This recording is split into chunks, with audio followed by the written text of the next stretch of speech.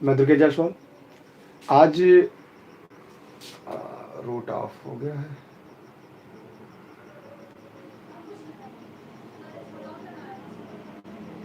क्या वो कोई दिक्कत आ रही है क्या आज? सॉरी।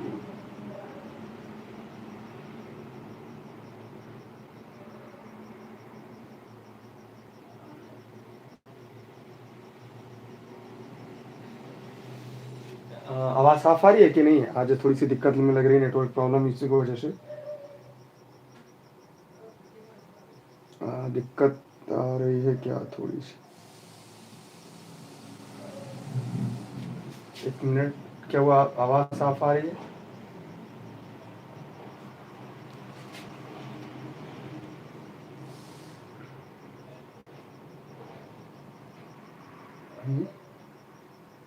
तो कमेंट करके जवाब दीजिएगा आप लोग, क्या दिक्कत आ रही है?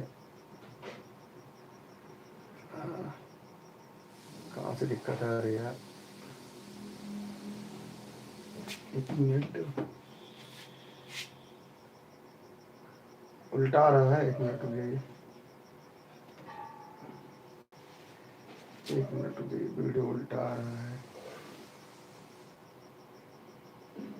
ओ सॉरी, वीडियो कहाँ से रूट हो गया यार।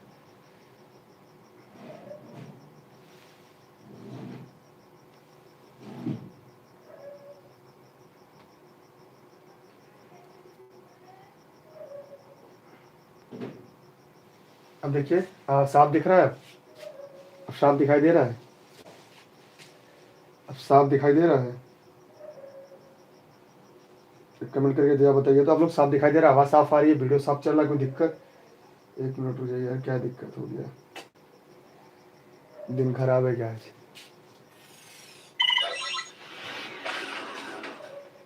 एक मिनट, हम भी चेक कर ले क्या दिक्कत दिख रहा है। ओ माय गॉड, वीडियो उल्टा दिख रहा है। चलिए आप वो पूरा कर लीजिए, स्क्रीन तो साफ दिखेगा। हाँ सॉरी, रूटेड डिवाइस कहाँ से ऑन हो गया यार?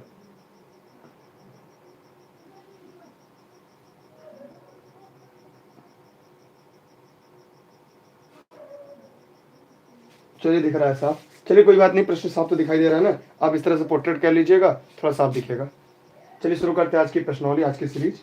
आज हम लोग को पढ़ना है प्रमुख रूप से, रूट कहाँ से ऑन हो गया?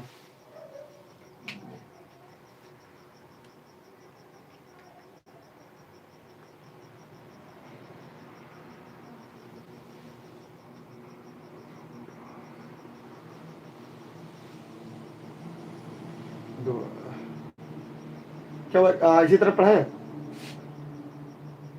उल्टा दिख रहा है? नहीं उल्टा दिख रहा है तो उसको सीधा करके पढ़िए आप लोग, क्या किया जाए। मुझे समझ में नहीं आ रहा सीधा भी कैसे होगा, क्योंकि समय नहीं है सीधा करने का, क्योंकि लाइव सेशन शुरू हो चुका है तो इसमें सीधा नहीं कर पाएंगे। आप लोग मोबाइल को इस तरह से रख लीजिएगा और इस तरह से रख के चलिए शुरू करते हैं हम लोग। मोबाइल इस तरह से रख लीजिएगा और प्रश्नों की सीरीज हम शुरू करते हैं। चलिए आज आपके सामने जो प्रश्नों की सीरीज आ गई है वो आप दिखाई दे रहा होगा। एक एक करके हम प्रश्न की तरफ बढ़ते हैं।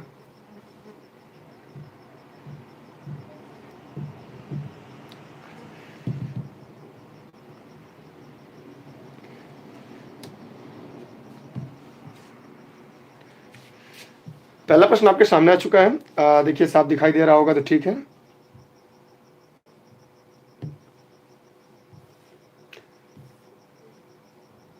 प्रश्न है, सांप्रदायिक निर्वाचन वर्ग भारत में पहली बार किस वर्ष प्रारंभ किया गया? आपके सामने प्रश्न क्या है, ध्यान से देखिएगा। सांप्रदायिक निर्वाचन वर्ग भारत में पहली बार किस वर्ष में आरंभ किया गया? तो आप एक बार देख लीजिएगा, थोड़ी सी टेक्निकल फॉल्ट हो चुकी है और प्रश्न तो सीधा दिखाई दे रहा है, बस फर्क इतना है कि आपको मोबाइल को पोर्ट्रेट करके रखना होगा ताकि आपको पूरा वीडियो चल सके। आप मोबाइल को उल्टा कर लीजिए जब पढ़ना है, क्योंकि अब तो पूरा हम लोग को पढ़कर ही खत्म करना है। तो हम ये देखते हैं, जब सांप्रदायिक निर्वाचन की बात करते हैं, सांप्रदायिक निर्वाचन में भारत में पहली बार किस वर्ष आरंभ किया गया, आइए इसके बारे में जानने का प्रयास करते हैं। तो इसको हमने अगर पढ़ा दिया, अगर आप वीडियो क्रम से लगातार क्रमशः देख रहे होंगे तो शायद आपको किसी प्रकार की समस्या नहीं होगी। अगर पहली बार विजिट किए होंगे हो सकता है आपके पास थोड़ी समस्या हो जाए। तो यहाँ पे हमने देखा सांप्रदायिक निर्वाचन में भारत में पहली बार किस वर्ष आया, लिख लीजिएगा। सांप्रदायिक निर्वाचन आयोग पहली बार 1909 में आया। अगर मैं इसमें के बारे में कुछ लिखवाना चाह रहा हूँ, की पॉइंट अगर लिखना चाहो तो दी बेस्ट है, वरना कोई बात नहीं। देखिएगा, सांप्रदायिक निर्वाचन वर्ग भारत में पहली बार 1909 में प्रारंभ किया गया। कब किया गया? 1909 में प्रारंभ किया गया था। भारत परिषद अधिनियम, भारत परिषद अधिनियम 1909 को मार्ले मिंटो सुधार के नाम से भी जाना जाता है। इसे ही मार्ले मिंटो सुधार कहते हैं, और मैंने पढ़ाया है मार्ले मिंटो सुधार क्या है। फिर आगे हम लोग देखते हैं, अक्टूबर 1906 में आगा खां के नेतृत्व में एक मुस्लिम प्रतिनिधि मंडल वायसराय लॉर्ड मिंटो से मिला और यह मांग की कि मुसलमानों के लिए पृथक निर्वाचन प्रणाली की व्यवस्था की जाए तथा मुसलमानों को उनकी साम्राज्य सेवा के लिए उन्हें पृथक सांप्रदायिक प्रतिनिधित्व दिया जाए। ठीक है, इस प्रकार इसका विकल्प क्या हो गया? चौथा इसका राइट आंसर है। आगे बढ़ते हैं अगले प्रश्न की तरफ। अगला प्रश्न आपके सामने है, ध्यान से देखिएगा प्रश्न। ऑल इंडिया मुस्लिम लीग की स्थापना किसने की थी? अगर थोड़ा सा आपको उल्टा दिख रहा हो तो अपने डिवाइस को सीधा कर लीजिएगा। ऑल इंडिया मुस्लिम लीग की स्थापना किसने की थी? जल्दी से कमेंट करके बताइएगा कि ऑल इंडिया मुस्लिम लीग की स्थापना किसने की थी। जस्ट अभी कुछ देर पहले हमने इसका जिक्र किया था, इस प्रश्न का। ठीक है, तो यहां पे हम देखते हैं इसके बारे में थोड़ा सा। आज सेशन जल्दी खत्म करेंगे हम, क्योंकि साथ थोड़ी सी फॉल्ट आ चुकी है। तो हमने देखा कि जो वायसराय लॉर्ड मिंटो के प्रोत्साहन पर, अभी जस्ट हमने देखा था 30 दिसंबर 1906 को ढाका में मुसलमानों की एक सभा हुई, जिससे मुख्य रूप से आगा खां, किसने? आगा खान, जैसे आगा खां कहते हैं, आगा खान ने नवाब सलीमुल्लाह के नेतृत्व में मुस्लिम लीग की स्थापना की। लिख लीजिएगा, 30 दिसंबर 1906 में। कौन? आगा खां। इसका उद्देश्य क्या था? मुसलमानों को ब्रिटिश सत्ता के प्रति राज्य भक्ति बढ़ाना, उनके अधिकारों तथा हितों की रक्षा करना। मुस्लिम लीग हमेशा ही राष्ट्रीय आंदोलन के मार्ग में बाधक बन रही थी। ठीक है, ये सारी बातें हम लोग और आगे पढ़ेंगे। यहाँ पे इस प्रश्न का विकल्प तीसरा सही है। अगले प्रश्न की तरफ बढ़ते हैं। अगला प्रश्न आपके सामने है, सर सैयद अहमद खां के विषय में क्या सत्य नहीं था? यहाँ पे नहीं पूछा है, इसलिए विकल्प को ध्यान से पढ़िएगा कि क्या सत्य नहीं था। तो कमेंट करके आप जल्दी से बताइएगा क्या सत्य नहीं था। देखते हैं सबसे पहला जवाब किसका आता है। सबसे बड़ी बात, सफलता के लिए हमें संसाधनों से भी लड़ना पड़ता है। कभी कभी कई प्रकार की समस्या आ जाती है, जैसा कि आज आप देख पा रहे हैं कि समस्या आपके सामने विकट है, लेकिन हम लोग क्या करना है, हमें समस्याओं से हार नहीं मानना है, तब तक मेहनत करना है जब तक सफलताएं हमें अर्जित नहीं हो जाती, जब तक सफलताएं मिल नहीं जाती। जल्दी से बताइए इस प्रश्न का जवाब क्या होगा। देखिए, सर सैयद अहमद खां के बारे में अगर हम जाने, इसके बारे में पूरी विधिवत हम आपको पहले समझा देते हैं कि सर सैयद अहमद खां के बारे में कौन सा सत्य नहीं था। पहली बात, उन्होंने अलीगढ़ में मोहम्मदन एग्लो ओरिएंटल कॉलेज के प्रारंभ किया, ये तो सत्य है, मानिए सही है। नहीं पूछा कौन सा सत्य नहीं है। फिर हम देखते हैं वह मुस्लिम लीग के एक नेता थे, वह अलीगढ़ आंदोलन के एक जन्मदाता थे, वह भारतीय राष्ट्रीय कांग्रेस के विरोध करते थे। अब इसमें से कौन सा नहीं है, आइए इसके बारे में हम आपको पूरी जानकारी देते हैं, और आप प्रयास करिएगा कॉपी कलम लेकर बैठिएगा तो इसे लिख भी लीजिएगा। देखिए, मैं बता रहा हूं, इसमें से बताइए कौन सा विकल्प इसमें से गलत है, माने कौन सा सही नहीं है, और वही विकल्प सही होगा।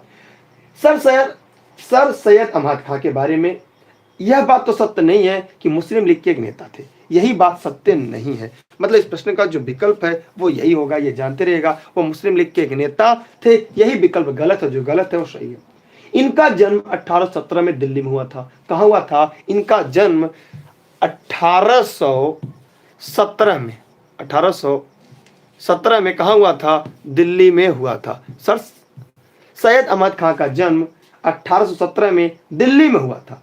यह 1878 में इंपीरियल लेजिस्लेटिव काउंसिल के सदस्य बने। 1888 में अंग्रेजी सरकार ने इन्हें नाइटहुड की पदवी दी। लिख लीजिएगा, 1888 में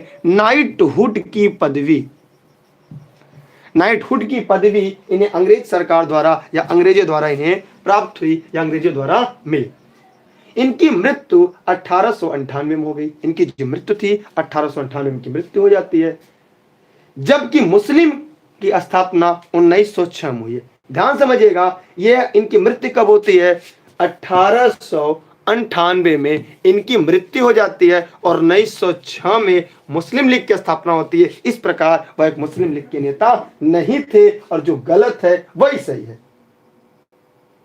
ठीक, जो गलत है वही। इस प्रकार यह स्पष्ट होता है कि सर सैयद अहमद खां मुस्लिम लीग के नेता नहीं थे। आप इसकी स्क्रीनशॉट ले लीजिएगा। थोड़ी समस्या आ जा रही है, उसके लिए माफी चाहते हैं, लेकिन हमें पढ़ना है। ठीक, तो आप लोग पहले इसकी स्क्रीनशॉट कर लीजिएगा, क्योंकि पहले पढ़ लेते हैं। थोड़ी सी समस्या और इस समस्याओं को झेलिएगा। बेहतर लगे तो लाइक करेगा, नहीं तो आज मत लाइक करेगा। शेयर करने में शेयर करेगा, नहीं मत करिएगा। स्क्रीनशॉट ले लीजिएगा। ठीक है, आगे बढ़ते हैं अगले प्रश्न की तरफ। अगला प्रश्न आपके सामने है, वेदों की ओर लौटो। वेदों की ओर लौटो का नारा किसने दिया था? तो आप बताइए कमेंट करके कि वेदों की ओर लौटो का नारा किस व्यक्ति ने दिया था। जल्दी से बताइएगा, बताइए वेदों की ओर लौटो नारा किसने दिया था। इसके बारे में हम आपको पूरी बातें बताते हैं, उसे पढ़ाया भी हमने इसको। तो दयानंद सरस्वती एक धार्मिक हिंदू नेता और आर्य समाज के संस्थापक थे। वेद की शक्ति पर इनका अटूट विश्वास था। इन्होंने एक नारा दिया कि वेदों की ओर लौटो। यह उनकी विश्वासता को और दृढ़ प्रकट करती है। तो इसका विकल्प होगा दयानंद सरस्वती। इन्होंने कहा वेद की ओर लौटो। उनका यह मानना था, दयानंद सरस्वती का यह मानना था, केवल वेदों का ज्ञान ही हिंदू समाज फैली सभी बुराइयों को छुटकारा दिला सकती है। इस प्रकार उन्होंने नारा दिया, वेदों की ओर लौटो। किधर लौटो? वेदों की ओर लौटो।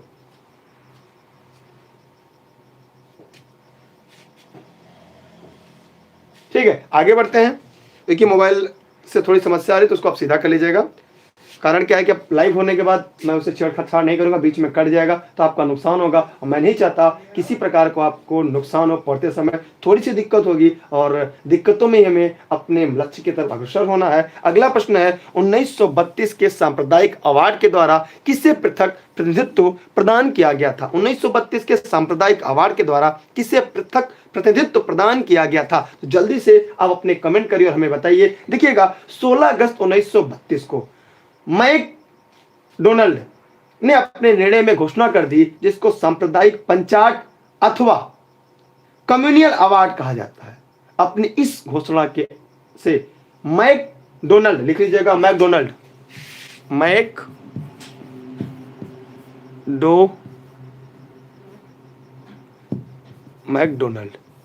मैकडोनाल्ड ने अपने निर्णय से घोषणा कर दिया, जिसको सांप्रदायिक पंचाट अथवा कम्युनियल अवार्ड कहा जाता है। मैकडोनाल्ड ने मुसलमान, सिख, ईसाई, हरिजनों के लिए पृथक चुनाव की व्यवस्था की। अतः जो यह प्रश्न दिया गया है, इसके सभी विकल्प सत्य हैं। ये भी सत्य, ये भी सत्य, ये भी सत्य, ये भी सत्य। लिख लीजिएगा अगर लिखना हो तो। 16 अगस्त 1932 लिखना चाहते हैं, लिख लीजिएगा 16 अगस्त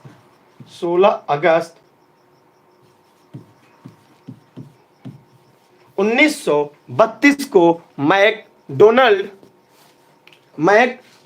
ने यह घोषणा कर दी, जिसको सांप्रदायिक पंचाट, क्या कहते हैं, सांप्रदायिक पंचाट या कम्युनल अवार्ड के नाम से जाना जाता है।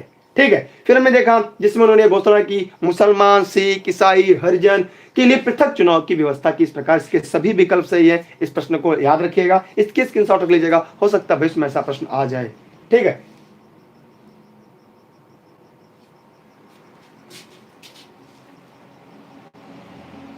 आगे बढ़ते हम लोग फेसबुक पेज पर भी इलानी में दुर्गेश पे उपलब्ध होगा, वहां भी चल रहा होगा। अलीगढ़ आंदोलन का संस्थापक कौन था? अलीगढ़ आंदोलन का संस्थापक कौन था? जल्दी से कमेंट करके बताइएगा, अलीगढ़ आंदोलन का संस्थापक कौन था? अभी कुछ देर पहले हमने उसके जिक्र किया था। अगर आप प्रश्न को बराबर और वीडियो को रेगुलर देखेंगे तो कभी आपसे गलतियां नहीं होंगी, ये मेरा दावा है आपसे। तो यहाँ पे प्रश्न आपके सामने है, अलीगढ़ आंदोलन का संस्थापक कौन था? तो देखिएगा, इसका सर सैयद अहमद खां, जिन्होंने चौथा विकल्प बताया है, उनके जवाब सही है। हमने क्या देखा कि अलीगढ़ आंदोलन के संस्थापक सर सैयद अहमद खां थे। अलीगढ़ आंदोलन का मुख्य उद्देश्य क्या था? मुसलमानों को अंग्रेजी शिक्षा देकर उन्हें अंग्रेजी राज का भक्त बनाकर नौकरियों में अधिकाधिक आरक्षण प्राप्त करना। ठीक है, लिखना चाहे तो लिख लें, बाकी आपकी इच्छा, जो मुझे लगा हमने आपको बता दिया। आगे बढ़ते हैं अगले प्रश्न की तरफ। बनारस हिंदू विश्वविद्यालय की स्थापना किसने की? बनारस हिंदू विश्वविद्यालय, जिसे आप BHU कहते हैं, की स्थापना किसने की और कब की? अगर लिखना चाहे तो लिख लें, इसके सभी कॉन्सेप्ट को हम क्लियर कर देंगे। BHU अर्थात बनारस हिंदू विश्वविद्यालय, जिसे पूर्व सेंट्रल हिंदू कॉलेज के नाम से जाना जाता है, लिख लीजिएगा। इसका पुराना नाम पूर्व में क्या था? सेंट्रल हिंदू कॉलेज था। इसका पुराना नाम क्या था? Central Hindu college. क्या नाम था? सेंट्रल हिंदू कॉलेज के नाम से जाना जाता था। इसकी स्थापना पंडित मदन मोहन मालवीय, पंडित मदन मोहन मालवीय द्वारा 1916 में, प्रश्न भी पूछा जाता है किस सन में, 1916 में वाराणसी, जो उत्तर प्रदेश में है, स्थापना की गई थी। विश्वविद्यालय के मुख्य परिसर का निर्माण बनारस के वंशानुगत काशी नरेश द्वारा दान में दी गई भूमि पर किया गया था। ठीक है, यह एशिया का सबसे बड़ा आवासीय विश्वविद्यालय है, जिसमें लगभग परिसर में 12,000 से अधिक छात्र रहते हैं। इस प्रकार से एशिया का सबसे बड़ा आवासीय विश्वविद्यालय के रूप में जाना जाता है। ठीक है, आगे बढ़ते हैं अगले प्रश्न की तरफ। अगला आपका सामने प्रश्न आ चुका है, सर्वेंट ऑफ इंडिया सोसाइटी की स्थापना किसने की? सर्वेंट ऑफ इंडिया सोसाइटी की स्थापना किसने की? तो जल्दी से कमेंट करके बताइएगा कि इसको हमने पढ़ा दिया है। सर्वेंट ऑफ इंडिया सोसाइटी की स्थापना 1905 में। कब? 1905 में कांग्रेस के उदारवादी नेता गोपाल कृष्ण गोखले ने की थी। किसने की थी? गोपाल कृष्ण गोखले ने की थी। उनका उद्देश्य राष्ट्रीय मिशनरियों को देश की रक्षा के लिए प्रशिक्षित करना था। 1915 में उनकी मृत्यु के बाद श्रीनिवास शास्त्री उनका अध्यक्ष पद भी संभाला था। इनके बारे में मैंने बता दी, इसलिए मैं कहता हूं अगर वीडियो आप क्रम से रेगुलर देखेंगे तो कहीं ना कहीं इस प्रकार के प्रश्नों से आपको दिक्कत नहीं होगी। ठीक है, आगे बढ़ते हैं अगले प्रश्न की तरफ। आज हम आपको ज्यादा प्रश्न नहीं कराएंगे, थोड़ा सा हमें लग रहा है टेक्निकल फॉल्ट की वजह से थोड़ी दिक्कत आपको हो रही है। अगला प्रश्न आपके सामने आ चुका है, भारतीय राष्ट्रीय कांग्रेस का पहला मुस्लिम अध्यक्ष कौन था? देखिए मैंने ये पढ़ाया, अगर आपने रेगुलर क्लास लिया होगा तो आपको ये भली बात ज्ञात होगा कि भारतीय राष्ट्रीय कांग्रेस का पहला मुस्लिम अध्यक्ष कौन था। तो भारतीय राष्ट्रीय कांग्रेस का पहला मुस्लिम अध्यक्ष बदरुद्दीन तैयबजी था। बदरुद्दीन तैयबजी था, लिख लीजिएगा, आपके लिए महत्वपूर्ण है। यह 1887 में मद्रास के अधिवेशन में इसकी अध्यक्षता की थी। कब? 1887। कहां पे? मद्रास में इसकी अध्यक्षता की थी। किसने? बदरुद्दीन तैयबजी ने। ठीक है, आगे बढ़ते हैं अगले प्रश्न की तरफ, थोड़ा सा और आगे चलते हैं हम लोग। अगला प्रश्न है, यहां पे बड़ा सा प्रश्न दिया गया है, आइए इसके उत्तर के बारे में जानते हैं।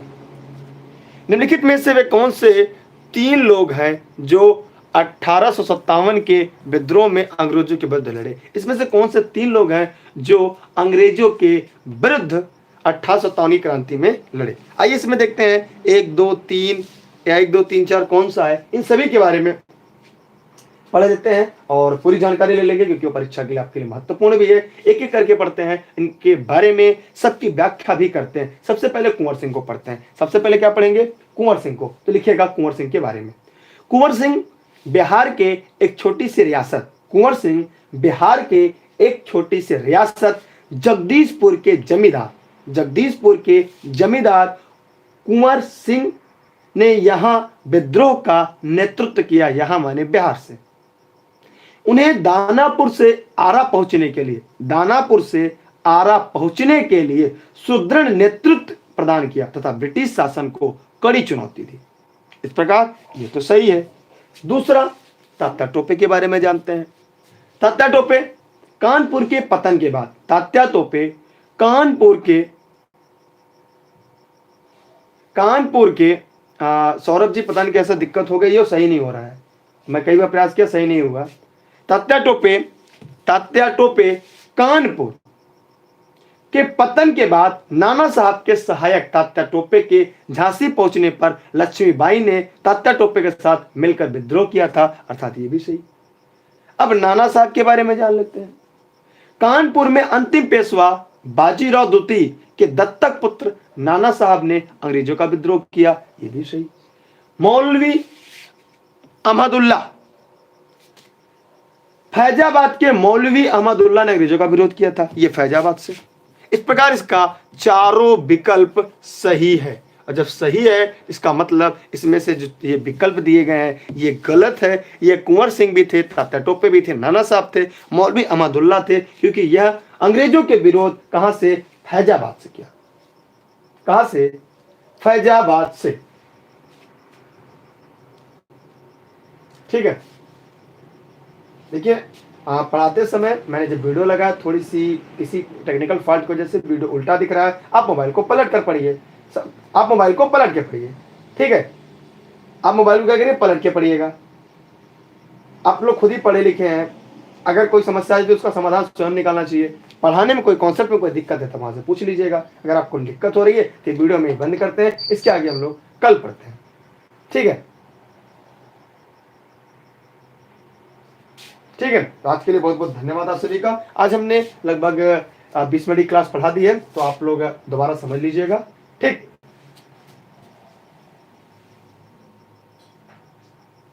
और अगर आपको बेहतर लगे तो वीडियो को शेयर कर दिया, क्योंकि सबसे बड़ी दिक्कत आपको साफ नहीं दिख रहा है, आपको रोड दिख रहा है, तो उसके लिए मैं माफी चाहता हूं।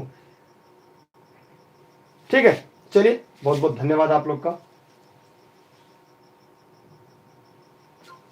ठीक, बेस्ट ऑफ लक। जब मैंने कह दिया एक बार कि नहीं समस्या थोड़ी छोके लगाने में, आप उल्टा करके मोबाइल पढ़ सकते हैं, कोई विशेष दिक्कत नहीं है, उसे बस उल्टा करना था, लेकिन आप लोग बार बार चौंक रहे हैं।